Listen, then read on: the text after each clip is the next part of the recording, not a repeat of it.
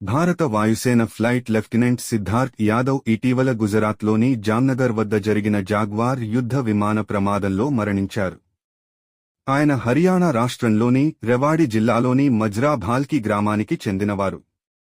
సిద్ధార్థ్ ఇటీవలే మార్చి 23న సానియా అనే యువతితో నిశ్చితార్థం చేసుకున్నారు. వారి వివాహం నవంబర్ 2న జరగాల్సి ఉంది. ఏప్రిల్ 2న జామ్నగర్ ఎయిర్ ఫీల్డ్ నుండి రాత్రి శిక్షణా ప్రోగ్రాంలో పాల్గొనడానికి సిద్ధార్థ్ జాగ్వార్ యుద్ధ విమానంలో ప్రయాణించారు.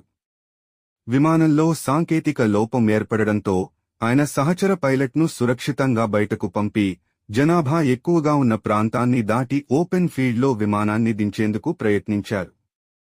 దురదృష్టవశాత్తు సిద్ధార్థ్ ఈ ప్రమాదంలో ప్రాణాలు కోల్పోయారు. అయితే సహచర పైలట్ మనోజ్ కుమార్ సింగ్ గాయాలతో బయటపడ్డారు. సిద్ధార్థ్ యాదవ్ కుటుంబం సైనిక సేవా పరంపరలో ఉంది. ఆయన తండ్రి సుశీల్ యాదవ్ భారత వాయుసేనలో సేవలందించారు. తాత మరియు పెద్దతాత భారత సైన్యంలో పనిచేశారు. సిద్ధార్థ్ 2016లో ఎన్డీఏ పరీక్షలో ఉత్తీర్ణత సాధించి 3 సంవత్సరాల శిక్షణ అనంతరం 2020లో భారత వాయుసేనలో ఫ్లైట్ లెఫ్టినెంట్గా నియమితులయ్యారు.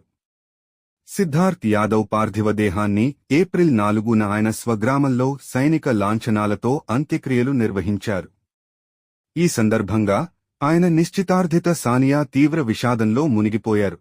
బేబీ, నువ్వు నన్ను తీసుకెళ్లడానికి రాలేదే, నువ్వు వాగ్దానం చేశావు అంటూ కన్నీటి పర్యంతమయ్యారు. దేశం కోసం తన ప్రాణాలను అర్పించిన సిద్ధార్థ్ లాంటి హీరోలని ఈ దేశం ఎప్పుడూ మర్చిపోకూడదు. ఈ రియల్ హీరో స్టోరీ ప్రతి ఒక్కరూ తెలుసుకోవాలి.